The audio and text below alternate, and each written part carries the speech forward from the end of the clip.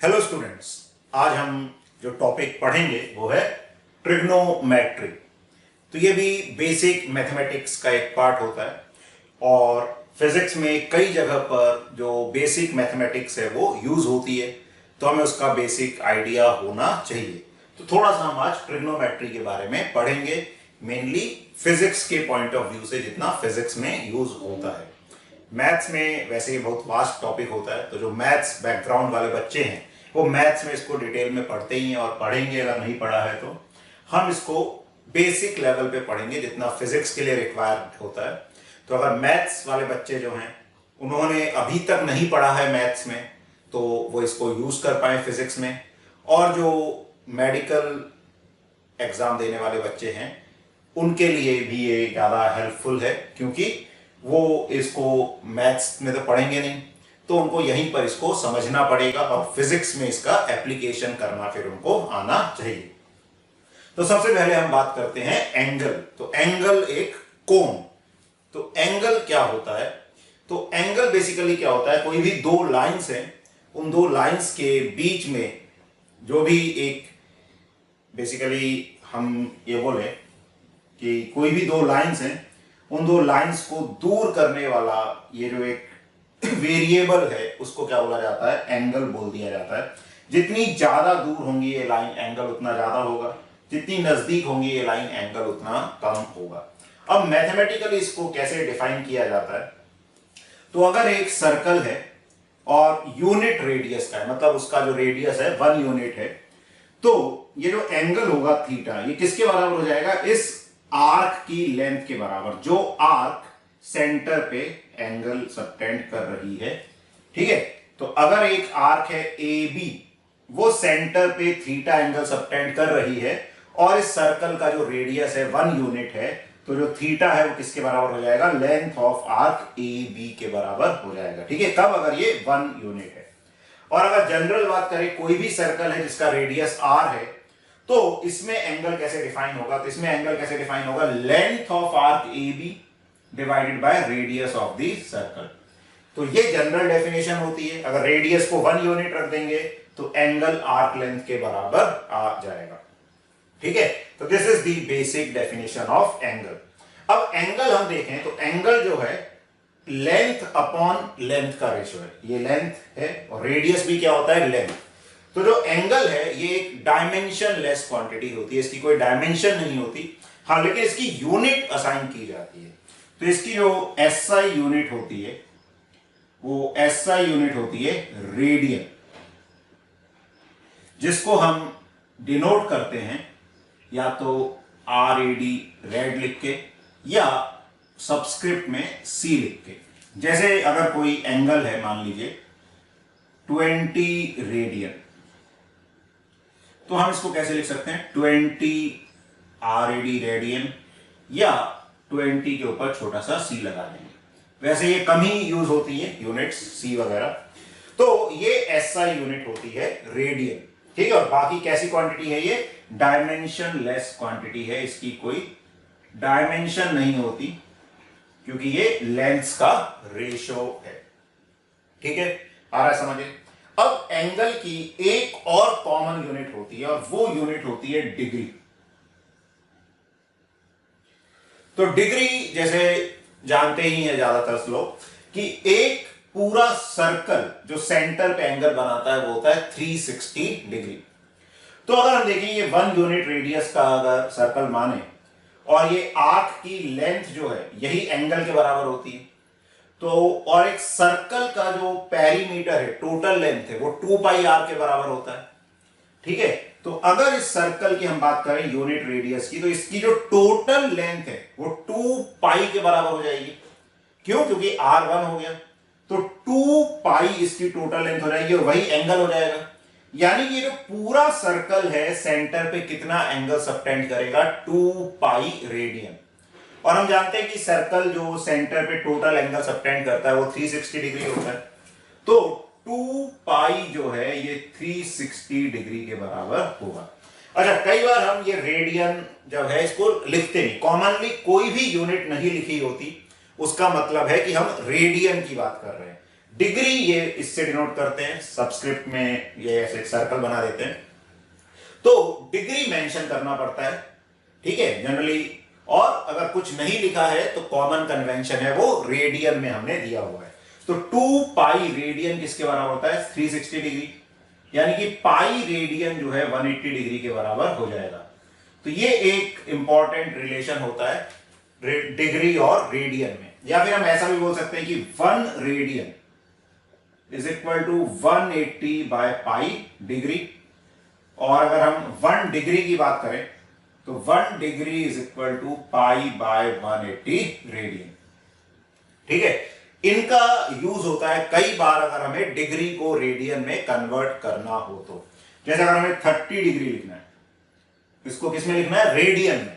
तो 1 degree pi by 180 के बराबर है, तो 30 डिग्री किसके बराबर हो जाएगा? 30 इंटू पाई बाय 180, तो 30 डिग्री पाई बाय 6 रेडियन के बराबर हो जाएगा।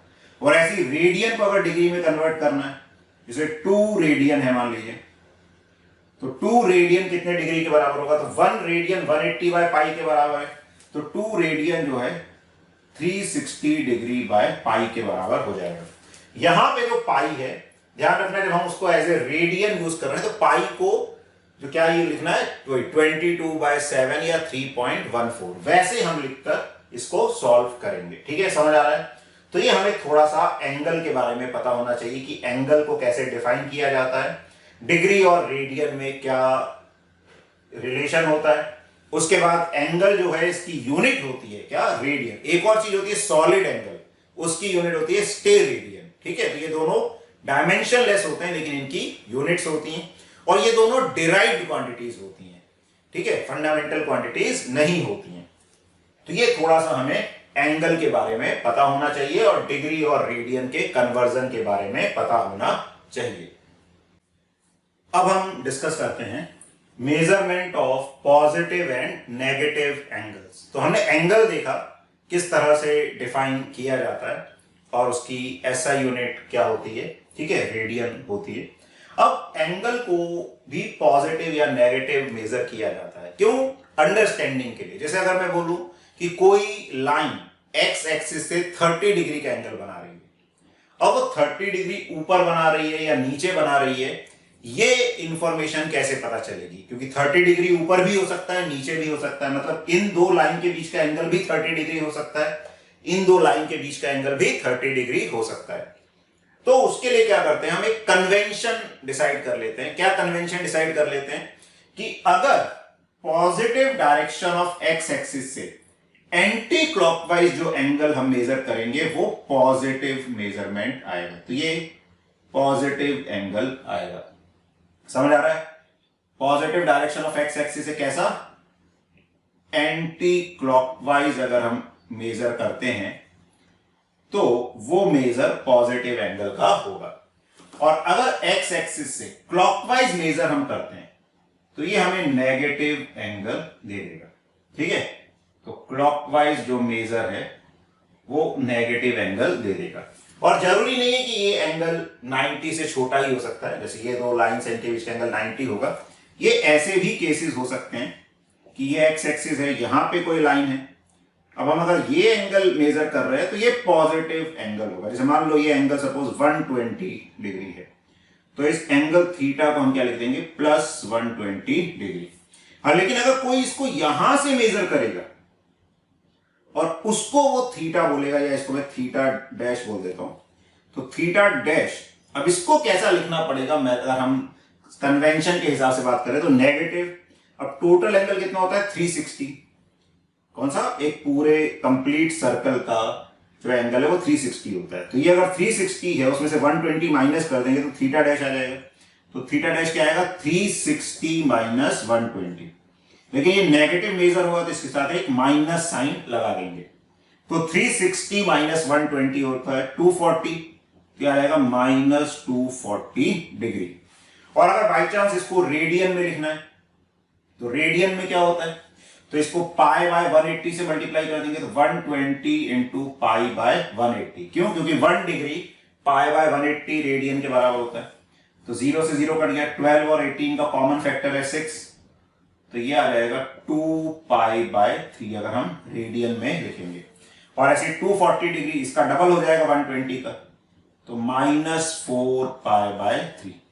तो ये हमें थोड़ा सा ध्यान रखना है कि अगर एंगल के साइन कहीं पर यूज किए जा रहे हैं तो पॉजिटिव मेजरमेंट अगर लेना है तो वो किसको लिया जाता है, पॉजिटिव एक्स एक्सिस से एंटी क्लॉकवाइज डायरेक्शन को, और क्लॉकवाइज डायरेक्शन का मेजर कैसा लिया जाता है, नेगेटिव मेजर लिया जाता है।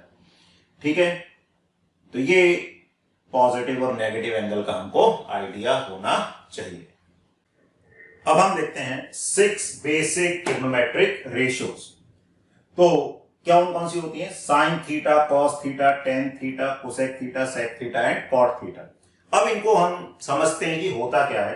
तो अगर हम एक राइट एंगल ट्राइंगल की बात करें, मान लीजिए राइट एंगल ट्राइंगल है ABC और ये एंगल है थीटा, तो जो सबसे बड़ी साइड होती है ट्राइंगल में उसको हाइपोटेन्यूज बोला जाता है, और जो एंगल से कनेक्टेड दूसरी साइड होती है, एक तो हाइपोटेन्यूज हो गई, दूसरी साइड को बोला जाता है एडजेसेंट साइड, या कई बार इसको बेस भी बोलते हैं। और जो एंगल के ऑपोजिट साइड है वो ऑपोजिट साइड कहलाती है, या परपेंडिकुलर उसको बोला जाता है। ठीक है, तो साइन थीटा जो है वो किसके बराबर होता है, opposite side upon hypotenuse. Sine theta क्या होता है, ऑपोजिट साइड अपॉन हाइपोटेन्यूज, या परपेंडिकुलर अपॉन हाइपोटेन्यूज, ऐसा बोल सकते हैं। कॉस थीटा किसके बराबर होता है, एडजेसेंट साइड अपॉन हाइपोटेन्यूज, या बेस अपॉन हाइपोटेन्यूज, ऐसा बोल सकते हैं। यहां पे P परपेंडिकुलर को रिप्रेजेंट कर रहा है, B बेस को और H हाइपोटेन्यूज को। ठीक है, टेन थीटा क्या हो जाएगा, opposite side upon adjacent side, यानी कि perpendicular upon base. Cosec theta जो है ये साइन थीटा के इनवर्स को बोला जाता है। Cosec theta is 1/sin theta. तो इसको इसी तरह से याद रखें, ज्यादा डिटेल में करने की जरूरत नहीं, क्योंकि अगर हमें ये याद है sine theta, cos theta, tan theta, तो हम आसानी से उनके इनवर्स तो निकाल ही सकते हैं। तो cosec theta is 1/sin theta, और वैसे देखें तो 1/sin थीटा क्या आ जाएगा, hypotenuse upon perpendicular. Sec theta is inverse of cos theta, 1/cos theta, ये क्या आ जाएगा, इसका इनवर्स, तो ये आ जाएगा hypotenuse upon base. Cot theta क्या होता है, टेन थीटा का इनवर्स, तो टेन थीटा क्या है, परपेंडिकुलर अपॉन बेस, तो इसका इनवर्स क्या आ जाएगा, बेस अपॉन परपेंडिकुलर। तो मेनली साइन, कॉस और टेन हमें याद रखना है। ठीक है, इसके कई सारे तरीके भी होते हैं, 10th क्लास में पढ़ाए जाते हैं, आपने शायद पढ़े भी होंगे। तो एक तो यही कि अगर हम ऑर्डर याद रखें, साइन कॉस टेन, तो क्या आ रहा है, P/H, B/H एंड P/D। तो इसको ऐसे याद रखा जाता है, पंडित बद्री प्रसाद हर हर बोले। ठीक है, पंडित बद्री प्रसाद हर हर बोले, तो ऐसे याद रख सकते हैं। और भी तरीके होते हैं। ठीक है, या फिर अगर पूरा इसको याद रखना है कि साइन का क्या होता है, कॉस का क्या होता है और टेन का क्या होता है, तो उसके लिए एक ऐसे भी याद रखा जाता है कि some people have curly black hairs through proper brushing. तो ये साइन थीटा बता रहा है कि sine theta is perpendicular upon hypotenuse, ये बता रहा है cos theta is base upon hypotenuse, ये बता रहा है tan theta is perpendicular upon base. ठीक है, तो some people have curly black hairs through proper brushing, या सबके फर्स्ट टर्म को हम कैपिटल लिख दें जिससे समझ आए कि वो कैपिटल डिनोट कर रहा है इधर परपेंडिकुलर हाइपोटेन्यूज बेस को, और ये साइन कॉस और टेन को। तो ऐसे हम इनको याद रख सकते हैं। अच्छा, हम इसका क्यों यूज कर रहे हैं, ऑपोजिट साइड अपॉन हाइपोटेन्यूज। देखो इसमें कई बार कंफ्यूजन हो जाता है। क्या कंफ्यूजन होता है कि कई बार ट्राइंगल ऐसा ले देते हैं हमको, तो है तो वैसा ही, कुछ अंतर दिख नहीं रहा, लेकिन अगर एंगल ये वाला दे दिया थीटा, अब क्या होता है जब ऐसा कोई ट्राइंगल दिया है तो ये परपेंडिकुलर मतलब जो वर्टिकल साइड होती है, तो ऐसे को परपेंडिकुलर, और ये लेटी हुई साइड है इसको बेस बोला जाता है। अब इसमें भी हम कई बार इसको बेस और इसको परपेंडिकुलर मान लेते हैं, तो ये गलत हो जाता है। तो इसलिए परपेंडिकुलर जो लेना है वो एंगल के ऑपोजिट साइड को लेना है, इसीलिए इस फॉर्म में ज्यादातर डिफाइन किया जाता है इनको। ये समझने के लिए, याद रखने के लिए आसान तरीका होता है। तो बस ये ध्यान रखना है कि अगर ट्राइंगल ऐसा नहीं है, ऐसा है, तो फिर जो ऑपोजिट साइड है वो ये वाली है, तो ये परपेंडिकुलर कहलाएगी, यहां पर ये बेस कहलाएगी और ये हाइपोटेन्यूज। तो देखो हाइपोटेन्यूज तो क्लियर है, हमेशा जो सबसे बड़ी साइड है वो हाइपोटेन्यूज होगी, जो एंगल के साथ लगी हुई एक और साइड है वो बेस होगी और बची हुई साइड परपेंडिकुलर होगी। तो ऐसे हमें ये ट्रिग्नोमेट्रिक रेशियोज का आइडिया होना चाहिए कि कैसे इनको हम लिखते हैं। अब हम देखते हैं trigonometric ratios for some common angles. कुछ कॉमन एंगल्स के लिए क्या वैल्यूज होती हैं ट्रिग्नोमेट्रिक रेशियोज की। कौन कौन से एंगल्स हैं? 0 डिग्री, 30 डिग्री, 30 डिग्री को रेडियन में लिखेंगे तो वो π/6 हो जाएगा। 45 डिग्री या रेडियन में π/4, 60 डिग्री रेडियन में π/3 और 90 डिग्री रेडियन में π/2। इनके लिए sign theta, cos theta, tan theta क्या होता है, तो ये हमें अच्छे से याद होना चाहिए और हर वैल्यू के लिए हमें इमीडिएटली बताना आना चाहिए। तो कई लोगों को तो याद होगा, लेकिन अगर फिर भी किसी को याद नहीं है या दिक्कत है याद करने में, तो इसको याद करना पड़ेगा, उसमें कोई एक्सक्यूज नहीं है। ठीक है, अब डायरेक्ट इनकी वैल्यू हमें पता होनी चाहिए कि साइन 0 0 होता है, साइन 30 डिग्री 1/2 होता है, 45 डिग्री 1/√2 होता है, 60 डिग्री √3/2 होता है और 90 डिग्री 1 होता है। ठीक है, तो ये याद डायरेक्टली होना चाहिए। बाई चांस फिर भी कोई कंफ्यूजन है और याद नहीं हो रहा है काफी कोशिशों के बावजूद भी, तो हम क्या करें, ये टेबल तो बना ले 0 30 45 60 90। क्या करो, यहां पे सबसे पहले लिख दो 0 1 2 3 4। तो काउंटिंग तो आती है सबको, जैसे काउंटिंग लिख दो 0 1 2 3 4। ठीक है, अब इन सबको 4 से क्या कर दो, डिवाइड कर दो। तो 4 से हमने सबको डिवाइड कर दिया। अब 4 से डिवाइड कर दिया, अब क्या करो, इनका रूट ले लो।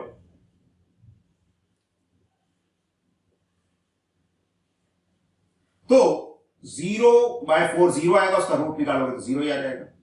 1/4 तो 1 का रूट तो 1 आएगा, 4 का रूट कितना आ जाएगा 2। 2/4 2 से 1 2 कट जाएगा, यह आ जाएगा 1/√2। ऐसे ही √3 4 का रूट आ जाएगा 2, 4/4 1 का रूट आ जाएगा 1।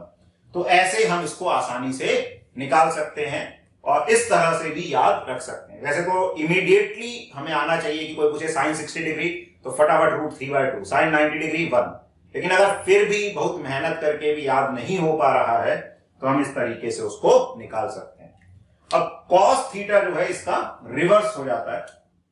तो कॉस थीटा में क्या होता है, कॉस 0 डिग्री 1 होता है, कॉस 30 डिग्री √3/2 होता है, कॉस 45 डिग्री 1/√2 होता है, कॉस 60 डिग्री 1/2 होता है और कॉस 90 डिग्री जो है 0 होता है। अब इसको भी वैसे तो याद रखना, इसका रिवर्स होता है। या फिर हम क्या करें, उल्टी काउंटिंग शुरू कर दें। अगर इसी तरीके से निकालना है तो 4 3 2 1 0, सबको 4 से डिवाइड कर दें और फिर उसका रूट ले लें। तो यह रहेगा 1, यह रहेगा √3/2, यह रहेगा 1/√2, यह रहेगा 1/2 और यह रहेगा 0।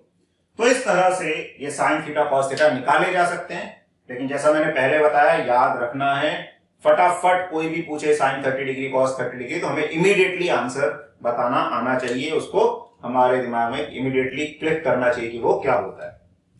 अब टेन थीटा क्या होता है, sine theta upon cos theta. तो 0/1 क्या हो जाएगा 0, यहां पे 1/2/1 √3/2, तो 1/2 का फैक्टर कट जाएगा तो यह रहेगा 1/√3। यहां पर 1/√2/1/√2 1 आ जाएगा, यहां पे इन दोनों को डिवाइड करेंगे √3, ये 1/0, 1/0 इंफिनिटी या नॉट डिफाइंड उसको बोल देते हैं। तो नॉट डिफाइंड भी बोलोगे तो भी सही है और अगर कोई इंफिनिटी बोल रहा है तो भी सही है, उसमें कोई हम गलती नहीं बोलेंगे एज सच। तो ये जो बेसिक ट्रिग्नोमेट्रिक रेशियोज हमें पता होनी चाहिए कुछ एंगल्स के लिए। अब हमें साइन कॉस और टेन के लिए पता है तो हम इनके इनवर्स के लिए बता ही सकते हैं कि भैया अगर हमें कोसेक थीटा बताना है तो इनकी इनवर्स कर देंगे वैल्यू, सेक थीटा बताना है तो इनवर्स कर देंगे, कॉट थीटा बताना है तो टेन थीटा का इनवर्स कर देंगे।